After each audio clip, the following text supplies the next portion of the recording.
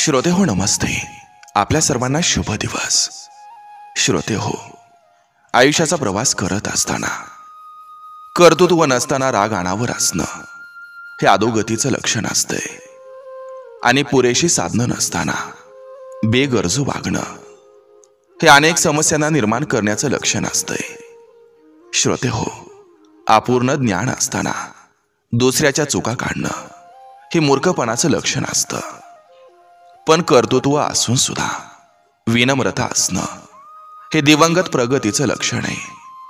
श्रोते हो, पुरेशी साधनं असून सुद्धा गरजू राहणं हे निर्विघ्नपणे जगण्याचं लक्षण असतं. आणि पूर्ण ज्ञान असून सुद्धा दुसऱ्याची स्तुती करणं हे सुज्ञपणाचं लक्षण असतंय. म्हणून श्रोते हो, आयुष्याचा प्रवास करत असताना आपण नेमकं कसं वागायचं, आपण नेमकं कसं राहायचं याचा नक्की विचार करा.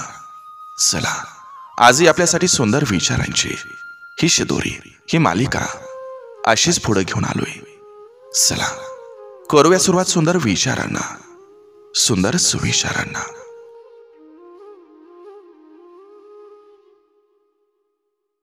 खूप दूरवर पाहण्याच्या नादात चांगल्या गोष्टी अगदी जवळून निघून जातात. त्यामुळे जे तुमच्या जवळ आहे तेच प्रेमानं सांभाळा. मग त्या वस्तू असोत किंवा माणसं असोत. सुख हा साधा सरळ शब्द आहे, पण आयुष्यभर धावायला लावून आयुष्य गिळून टाकतो. दुःख हा वेदनादायक शब्द आहे, पण आयुष्याच्या प्रत्येक वळणावर जगायचं कसं याचं मार्गदर्शन करत असतो. अंधार झाला तर स्वतःच्या सावल्या सुद्धा साथ सोडतात. म्हणून आयुष्याच्या वाटेवर एकटं चालण्याची हिंमत ठेवा.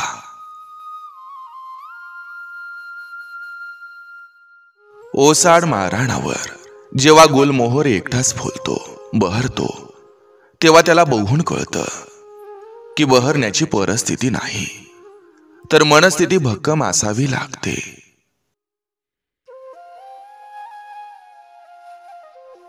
एकांतात प्रश्न पडतात आणि प्रवासात उत्तरं सापडतात.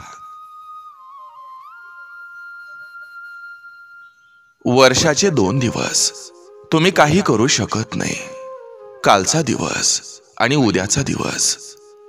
जीवनात जर तुम्हाला काही करायचं असेल तर ते आजच करा, कारण आजचा दिवस खूप महत्त्वाचा असतो. स्वतःशी प्रामाणिक असणारी व्यक्ती कधीच दुसऱ्याला फसवू शकत नाही, कारण तिला चांगल्या प्रकारे माहिती असतं की कोणाला फसवून तात्पुरतं सुख मिळू शकतं. मात्र आयुष्यभर समाधानी राहण्याकरता प्रामाणिकपणाची शिदोरी आपल्याकडे असावी लागते. कर्ज फेडता येतं पण उपकार नाही. त्यामुळे कर्ज घ्या पण उपकार नका घेऊ. कर्ज फेडून रिकामं होता येतं, पण उपकाराची भाषा आयुष्यभर ऐकावी लागते. आपण कितीही चांगली व्यक्ती असलो तरी कोणीतरी नावं ठेवणारं असतंच. म्हणून आपण आपलं जीवन आपल्या पद्धतीनं आणि आपल्याच थाटात जगायचं असतं. जिथं क्षुल्लक गोष्टींसाठी झुकावं लागतं तिथं थुकायलाही जाऊ नये. माणूस तो खतरनाक नाही जो मोठ्या आवाजात बोलतो. खतरनाक ते असतात जे कानात हळू बोलतात. मेकअप न करताही जी सगळ्यात सुंदर दिसते ती आई असते, कारण तिच्या चेहऱ्यावर मायेचं तेज असतं.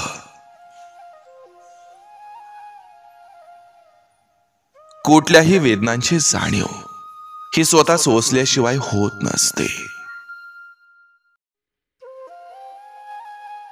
स्वतःच्या मनगटात सामर्थ्य असलं की हाताच्या रेषात भविष्य पाहण्याची गरज कधीच पडत नसते.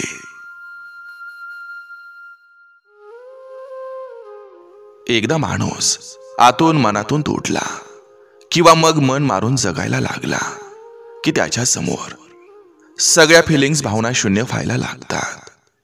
मग कोण आलं काय आणि कोण गेलं काय किंवा कोण सोबत राहिलं काय थोडा सुद्धा फरक पडत नसतो.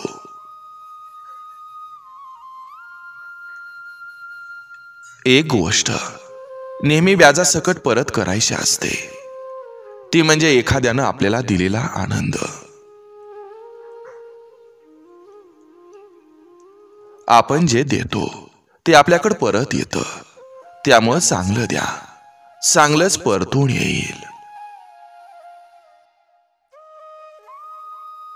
आयुष्यभर कुटुंबासाठी राबण्याचा ज्याला शाप असतो, किती थकला तरी न दाखवता कष्ट करणारा बाप असतो.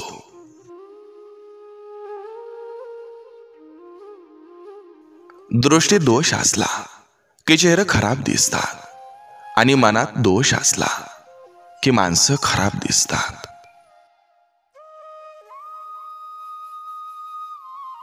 आयुष्यभर गरीब राहिलात तरी चालेल, पण कधीच कोणाची वापरा वापरी आणि फसवा फसवी करायची नसते.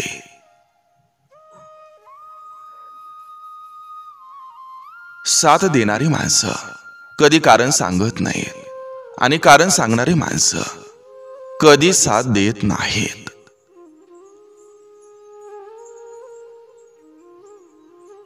काय चुकलं हे शोधणारे आयुष्यभर पुढे जातात आणि कुणाचं चुकलं हे शोधणारे तिथेच राहतात.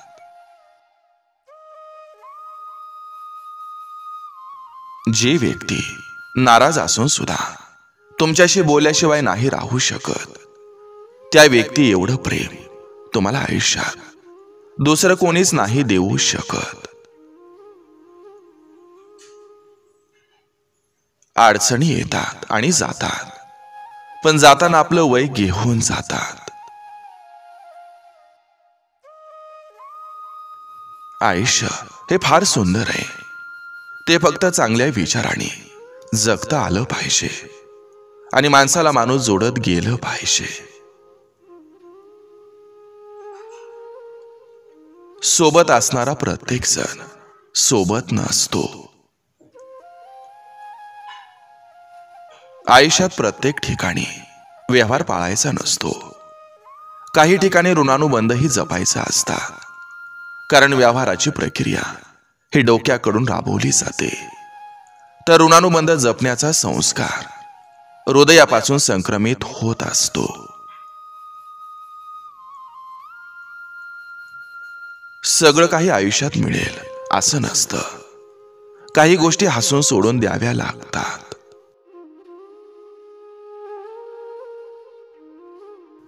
लढण्याची हिंमत ठेवणारा माणूस कधी संपत नसतो.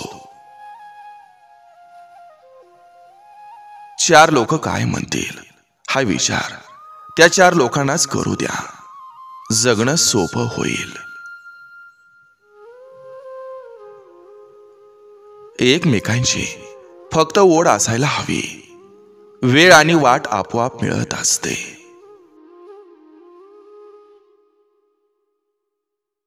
पुस्तकाच्या प्रेमात पडलेली माणसं ही पुस्तकासोबतच सुखी असतात, कारण रोज नवीन एक सुंदर पान वाचायला मिळतं.